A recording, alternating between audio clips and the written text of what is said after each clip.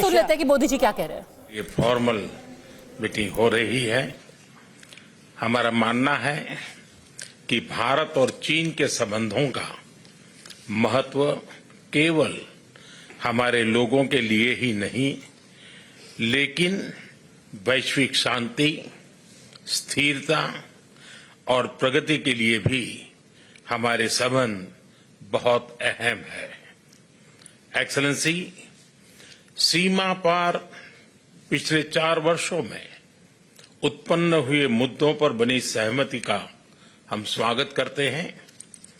सीमा पर शांति और स्थिरता बनाए रखना हमारी प्राथमिकता रहनी चाहिए। म्यूचुअल ट्रस्ट, म्यूचुअल रिस्पेक्ट और म्यूचुअल सेंसिटिविटी हमारे संबंधों का आधार बने रहना चाहिए।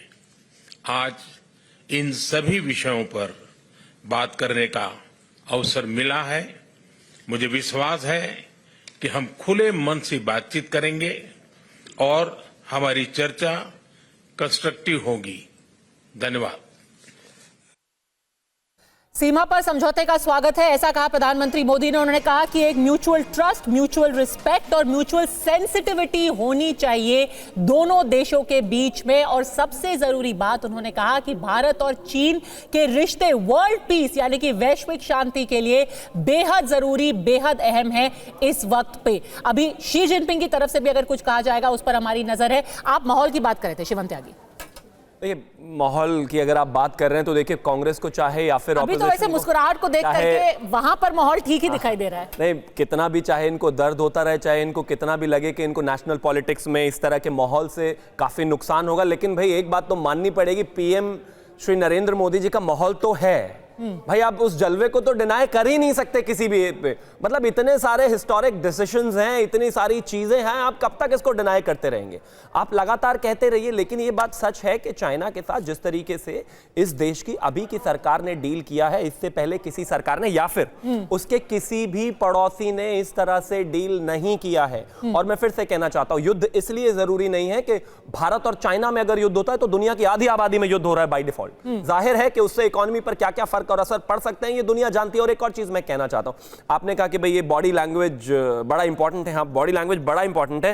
प्रधानमंत्री श्री नरेंद्र मोदी जी बड़े कॉन्फिडेंट और बड़े हंसते हुए नजर आ रहे हैं। मैं आजकल जो बॉडी लैंग्वेज एक्सपर्ट होते हैं उनके साथ बड़ा बैठ रहा हूं, तो मुझे लगता है कि काफी कुछ पॉजिटिव है। और आदरणीय प्रधानमंत्री जी ने कहा भी कि बॉर्डर पर जिस तरह की चीजें हुई हैं उसको लेकर कहीं ना कहीं जो एक कंसेंसस बिल्ड हुआ है वो बहुत इंपॉर्टेंट है दोनों देशों के लिए। चाइना भी चाहता है कि कहीं ना कहीं जिस तरह की स्थितियां अब बनी है कोविड के बाद से, ठीक है, वो भी कोई बहुत ज्यादा बड़ा हिट लेने के लिए तैयार नहीं है। इकोनॉमी सबकी डेंट होती है, और अगर किसी कंट्री के पास 1.4 बिलियन 5 बिलियन लोग हों, सीपीआई तो सबको आगे सीपीआई के नेता यही तो कह रहे हैं कि आप माहौल बना रहे हैं। आप कह रहे हैं, देखिए पंकज जी बोल रहे हैं यहाँ शिवम त्यागी कि जलवा तो है मोदी जी का, और ये जो हमारी डोमेस्टिक पॉलिटिक्स है इसमें भी इसका असर होने वाला है।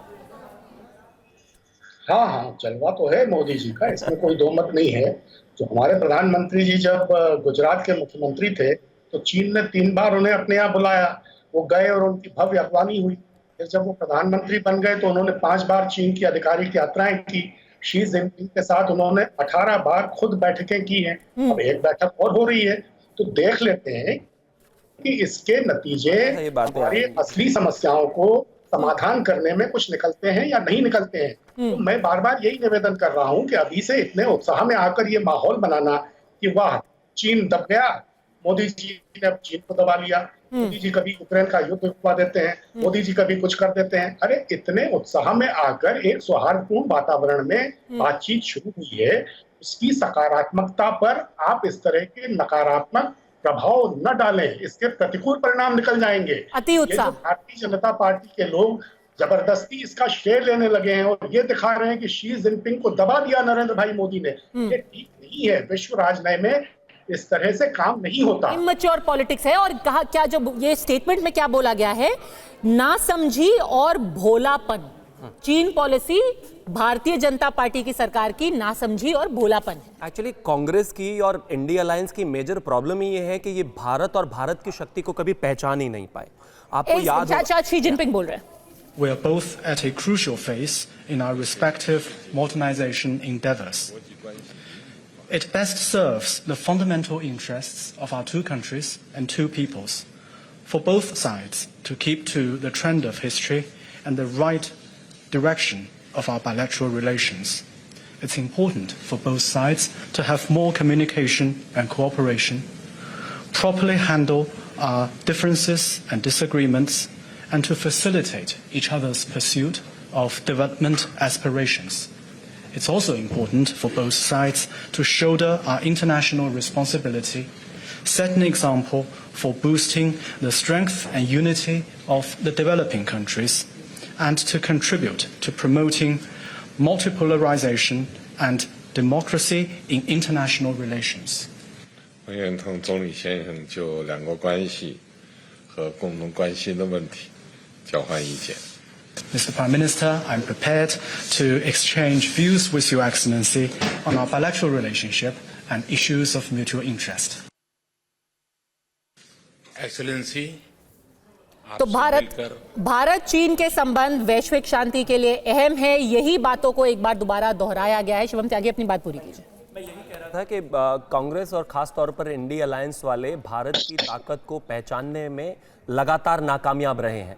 ये चाइना का विषय नहीं है, चाहे पाकिस्तान का भी विषय रहे, अगर वो भी मारकर जाता था तो ये लोग यही करते थे, यही रोना धोना मचाते थे, यही चीजें करते थे, यही अपने नेशनल पॉलिटिक्स में फायदे नुकसान देखकर और अंतरराष्ट्रीय स्तर पर क्या हो जाएगा, इसी तरीके से फिलिस्तीन और इजराइल वाले मामले में करते थे कि सिर्फ फिलिस्तीन को विजिट करते रहते थे कि लगता था कि इजराइल से बात कर लेंगे तो पता नहीं क्या हो जाएगा। आप देखो और सीखो। अभी पिछले दिनों शशि थरूर जी ने भी इस बात को लेकर एस जयशंकर जी के विषय में कहा था कि उनका अग्रेशन है थोड़ा ज्यादा अगर हम बात करें डिप्लोमेसी को लेकर, लेकिन सब कुछ तो उनके सारे डिसीजन तो सही सक्सेसफुल हो रहे हैं। आज तो हम सबके साथ एंगेज कर रहे हैं। अगर हम रशिया के साथ एंगेज कर रहे हैं तो यूक्रेन के साथ भी एंगेज कर रहे हैं, अगर हम चाइना के साथ एंगेज कर रहे हैं तो यूनाइटेड स्टेट्स के साथ भी एंगेज कर रहे हैं। कहीं कोई किसी तरह की परेशानी नहीं है। इजराइल के साथ एंगेज कर रहे हैं तो फिलिस्तीन पर भी हमारा एक स्टैंड है, क्योंकि भालचंद्र जी बहुत नाराज हो जाते हैं। भालचंद्र जी नाराज होते हैं, इंपीरियलिस्ट के साथ बैठे हुए हैं। उनकी नाराजगी को तो इतना डिस्क्रेडिट कर दिया हिंदुस्तान में, जेएनयू के अलावा बेचारे कहीं बचे ही नहीं है। यही हाल रहा तो वहां भी नहीं बचेंगे। ठीक है, आखिरी 30 सेकंड मनीष, क्या आगे जाकर के अरे आप भी कहां थे 1947 1950 में कहां थे? लेकिन अब माफी मांगते थे, माफी मांग रहे थे। अब रहने वाले के मर्डर के बाद तो माफी मांगने के चक्कर में पड़े थे आप, और ना भी रहे लेकिन नेशनल इंटरेस्ट लगातार करते रहेंगे। चाइना की सिचुएशन बदल जाएगी। ठीक है, चलिए अब बातचीत शुरू हो गई है, इसका समर्थन हर पार्टी अरे नेशनल इंटरेस्ट, थोड़े पॉइंट्स ऑफ डिफरेंस है। कोई कह रहे हैं कि आप जल्दी माहौल बना दे रहे हैं, राजनीति के लिए इस्तेमाल कर रहे हैं, वो मत कीजिए। इन डिफरेंसेस के अलावा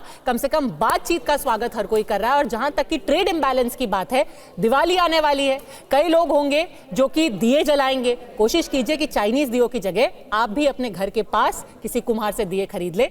एक तरह से आप भी भारत की मदद कर रहे होंगे चाइना के खिलाफ।